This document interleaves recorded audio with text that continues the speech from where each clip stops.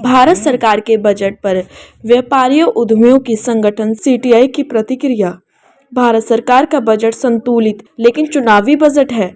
Middle class और छोटे व्यापारियों को आंशिक राहत है। इनकम टैक्स में केवल नई टैक्स व्यवस्था में छूट, लेकिन पुरानी टैक्स व्यवस्था को लेकर स्पष्टता नहीं।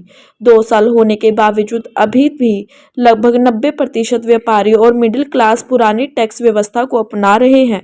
जीएसटी में कोई बड़ी राहत नहीं। पेट्रोल डीजल को जीएसटी के दायरे में लाना चाहिए था। एमएसएमई और छोटे व्यापारियों के लिए लोन के लिए ब्याज दर कम की जाए।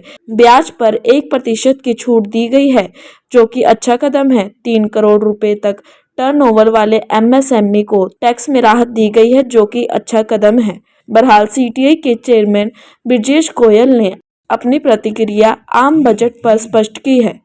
आज भारत सरकार ने जो अपना अंतिम पूर्णकालिक बजट पेश किया है, वो कुछ हद तक एमएसएमई सेक्टर या मिडिल क्लास या छोटे व्यापारियों के लिए संतुलित तो कहा जा सकता है। जैसे कि एमएसएमई सेक्टर है, उसमें ब्याज दर में 1% की छूट दी गई है। इसके अलावा 3 करोड़ रुपए तक की टर्नओवर वाले जो एमएसएमई है, उद्यमी है, उनको टैक्स में राहत दी गई है, जो कि एक सकारात्मक कदम है।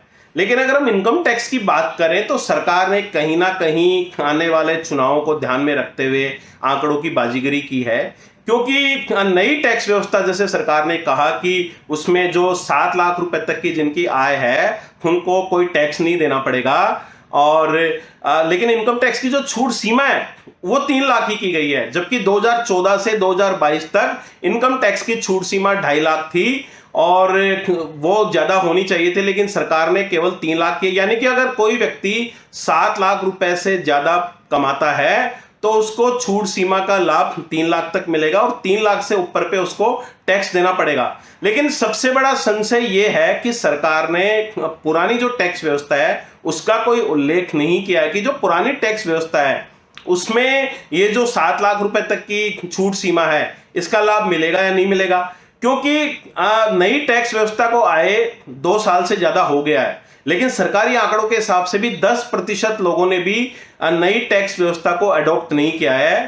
तो हालांकि सरकार ने ये कहा है कि इसको हम डिफॉल्ट कर रहे हैं नई टैक्स व्यवस्था को, लेकिन देखना पड़ेगा कि कैसे आने वाले टाइम में मिडिल क्लास और छोटे व्यापारी नई टैक्स व्यवस्था में जा पाते हैं या नहीं जा पाते हैं। इसके अलावा जीएसटी के दायरे में पेट्रोल डीजल को लाने की बात थी, क्योंकि महंगाई का बहुत बड़ा कारण रहा है, तो उसको लेके कोई उल्लेख नहीं है। Make in India manufacturing sector को लेके, एक्सपोर्ट हब को बनाने को लेके इसमें कहीं कोई उल्लेख नहीं है।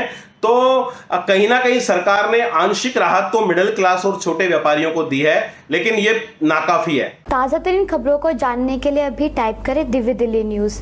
नीचे दिए गए सब्सक्राइब बटन को दबाएं और नोटिफिकेशन के लिए दिए गए बेल आइकन को क्लिक करें। हमारे वीडियोस को लाइक, शेयर और कमेंट करना ना भूलें।